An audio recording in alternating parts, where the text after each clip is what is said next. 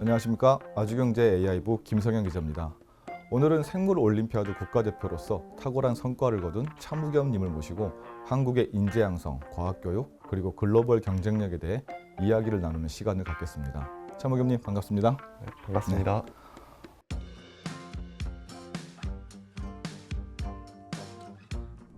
저희 한국을 대표하는 인재 중에 한 명으로 좀 거론되고 있습니다. 간단한 소개 좀 부탁드릴게요.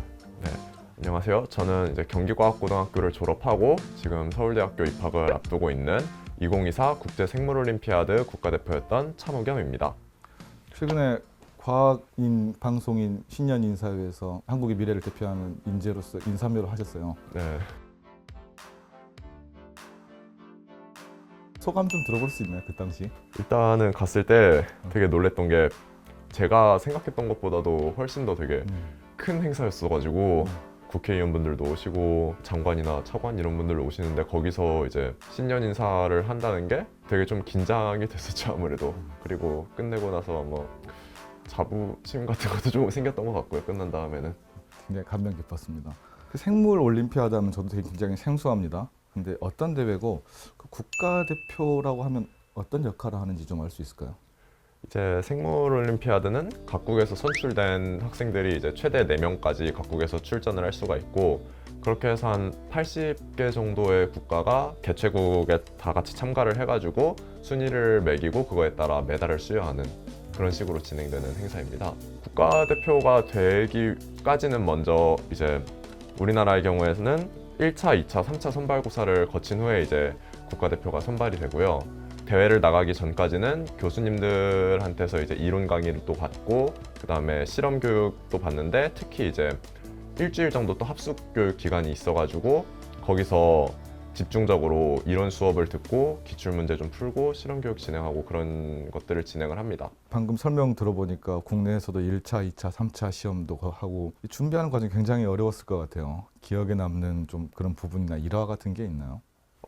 이제 아무래도 국가대표로 뽑힌 이후에 이제 그 국제대회 나갈 것들을 공부를 해야 되는데 내신도 챙겨야 되다 보니까 학교 시험 공부도 해야 되고 동시에 또 그 생물올림피아드 준비도 해야 돼서 그것 때문에 공부에 좀 부담이 있었습니다. 그리고 무엇보다 이제 생물올림피아드를 나가면은 기말고사를 저희가 못 보고 중간고사를 봤던 걸로 반영되는 그런 방식이었기 때문에 중간고사에 좀 많은 게 걸려 있었던 거죠.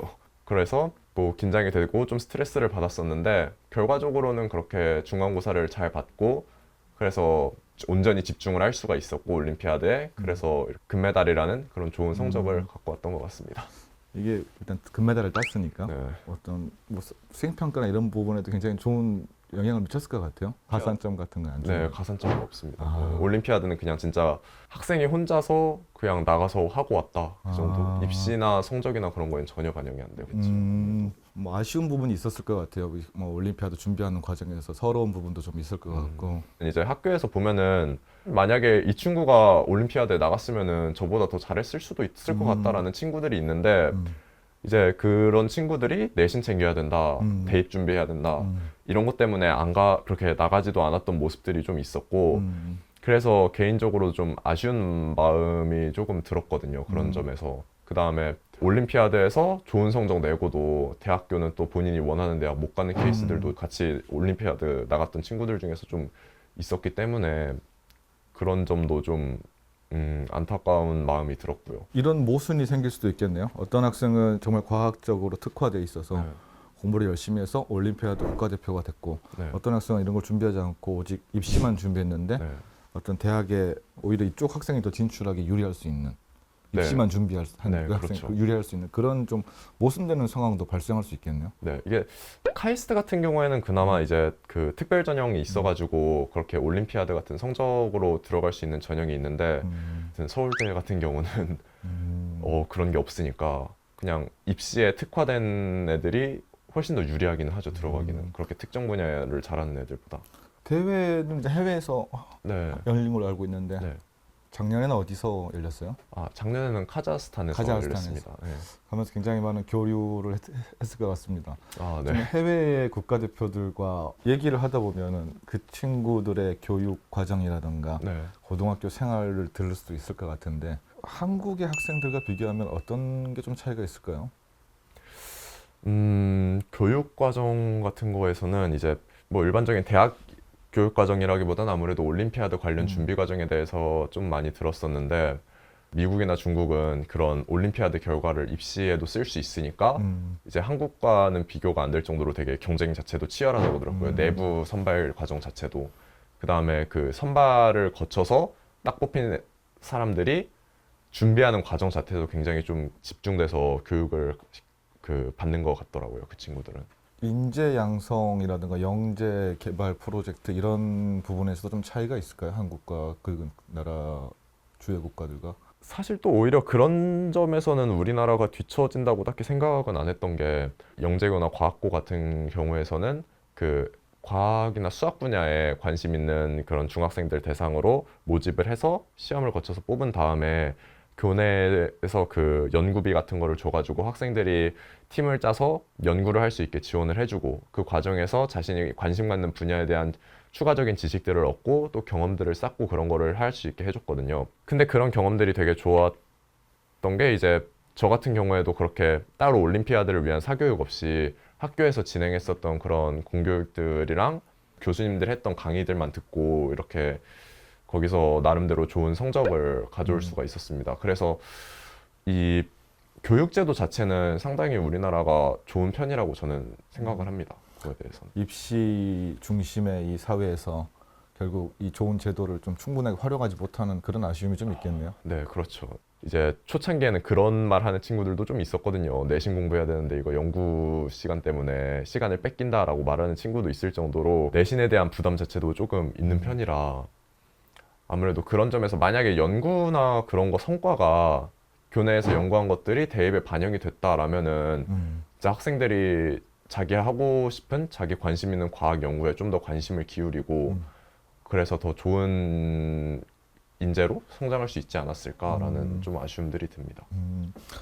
한국이 아무래도 이 좀 성적이 네. 높은 학생들 중심으로 의대 열풍이 굉장히 심해요. 네, 굉장히 네. 심한 편이죠. 사실 그 소득적인 부분도 아마 그게 가장 큰 것 중에 하나일 수는 있다고는 생각을 합니다. 왜냐면은 이제 똑같이 돈을 벌기 시작했을 때 벌 수 있는 돈이 아무래도 공대로 가는 거랑 의대로 가는 거랑 흔히 이제 다르다고 생각이 되니까 그래서 가끔 극상위권 학생들 좀 재능 있는 학생들이 의대로 빠지거나 아니면은 자기 하고 싶은 연구를 하지만 해외로 가버리거나 그런 케이스들을 주변에서 좀 얼마들을 받고 그런 게 조금 안타까웠습니다. 그게 상당히 이제 국내에서 뭔가 성과를 대학에서 올릴 수 있을 만한 학생들을 어떻게 보면은 놓친 거니까 공대 쪽으로도 뭐 연구 지원이라던가 그런 방식으로 좀 학생들이 매력을 느낄 만한 그런 요소를 이용을 해서 학생들이 들어오도록 좀 유인을 하는 것이 필요할 것 같습니다.